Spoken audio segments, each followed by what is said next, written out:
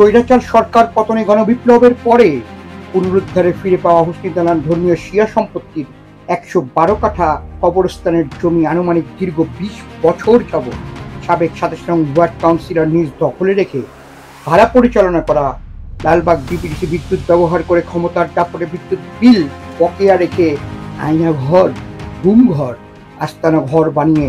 বিগত দিনে উদাহরণস্বরূপ ওয়ামী দা এজেন্ডা দোসরদের নিয়ে ধারাবাহিকভাবে বিশিষ্ট ব্যবসায়ী মনিরুল ইসলাম ও তার পরিবার সহ অমানবিক হামলাকারী ওয়ামী দোসর ছিলেন। ব্যবসায়ী মনিরুল ইসলামের পিতা চকবাজারের বিশিষ্ট ব্যবসায়ী ও সমাজসেবক। পুরান ঢাকার চকবাজারের ১০ ও ১১ নং চক সার্কুলার রোড চকবাজার ঢাকা বিগত ১৯৮৫ সালে পজিশন ক্রয়কৃত দলিল মূলে মালিক ছিলেন। মৃত হাজী দ্বীন ইসলাম হইতে উক্ত হোল্ডিংয়ের ওসিয়ত সূত্রে পাওয়া মনিরুল ইসলাম দ্বীন অ্যান্ড সন্স প্রতিষ্ঠানটি দীর্ঘদিন যাবৎ অত্যন্ত সুনাম অর্জনের সহিত ব্যবসা পরিচালনা করে আসছিলেন। ব্যবসায়িক সূত্রে ২৭ নং ওয়ার্ড সাবেক কাউন্সিলর ওমর বিন আব্দুল আজিজ তামিমের সাথে পরিচিত হয়। ব্যবসায়ী মনিরুল ইসলাম একজন কন্যারও পিতা। কন্যার বিবাহ দায়িত্ব পালনে বিগত ৩০/১২/২০১৬ রজনীগন্ধা কমিউনিটি সেন্টার এ অতিথি আপ্যায়নের আয়োজনে কর্মরত ছিলেন। আনুমানিক ৮ ঘটিকায় সাবেক ২৭ নং ওয়ার্ড কাউন্সিলরের অধীনে শতাধিক দলীয় ক্যাডার বাহিনী সহ সাবেক ২৪, ২৫, ২৬, ২৯ ও ৫৭ নং ওয়ার্ড কাউন্সিলরদের সহযোগিতায় উদ্দেশ্যমূলক স্বার্থ হাসিল করার জন্য অতর্কিতভাবে হামলা করে সারা রাত নির্যাতন চালিয়ে মনিরুল ইসলাম সহ তার পরিবারকে জিম্মি করে নগদ ১০ লক্ষ টাকা আদায় করে নেন এবং দুটি ব্যাংকের দুটি ব্যাংক চেকে জোরপূর্বক স্বাক্ষর করাইয়া বলেন, আগামী ৭ দিনের মধ্যে ২০ লক্ষ টাকা পরিশোধ করিতে না পারিলে মনিরুল ইসলামের বসবাসের ফ্ল্যাট বিক্রয় করিয়া চেকের টাকা আদায় করিবেন। ফজরের আজানের পর নাস্তা খাওয়ার পোলাও পার্টির উল্লাসে মেতে প্রকাশ্যে হুমকি প্রদান করে চলে যান। ২০ লক্ষ টাকা পরিশোধ করিতে না পারায় দোসরদের ভয়ে আনুমানিক ১.৫ মাস বাড়ি ছাড়া হইয়া বাড়ি হইতে পালাইয়া বেড়ান। এমতো অবস্থায় মনিরুল ইসলামের পরিবারকে ওয়ামী দোসররা নিয়মিত ভয় ভীতি হুমকি প্রদান করে আসেন। পরিবারের স্বার্থে বাসায় ফিরিলে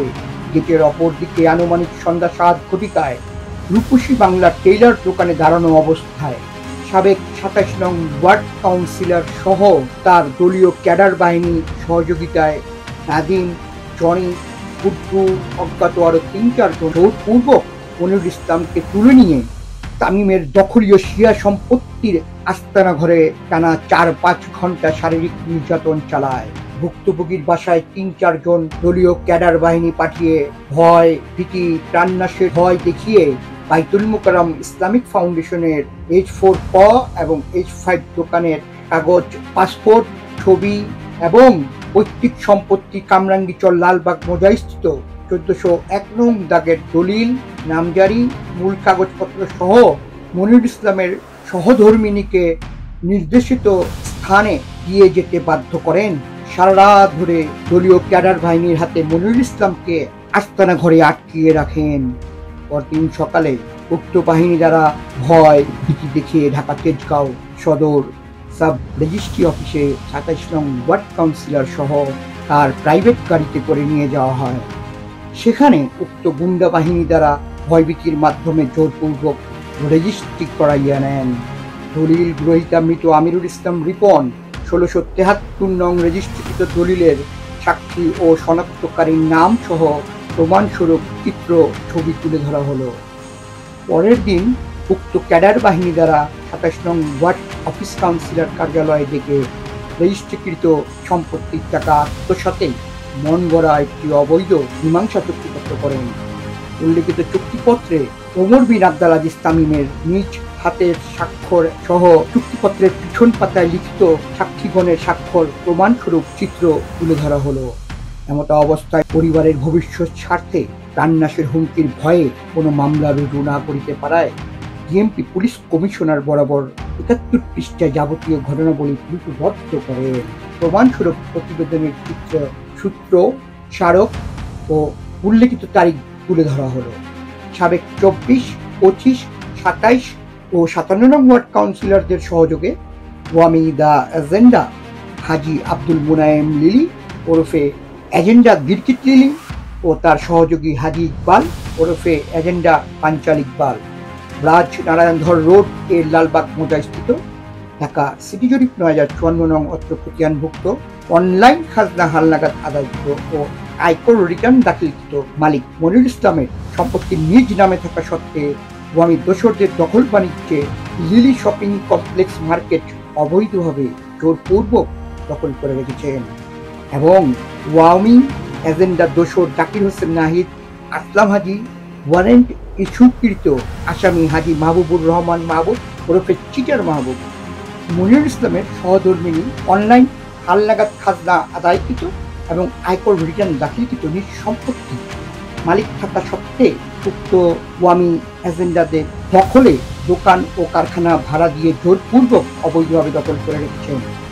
এখানেই শেষ নয়, মনিরুল ইসলামের দীর্ঘদিনের ব্যবসা প্রতিষ্ঠান কিং অ্যান্ড সন্স 10 নং হোল্ডিংকৃত প্রতিষ্ঠানটি এবং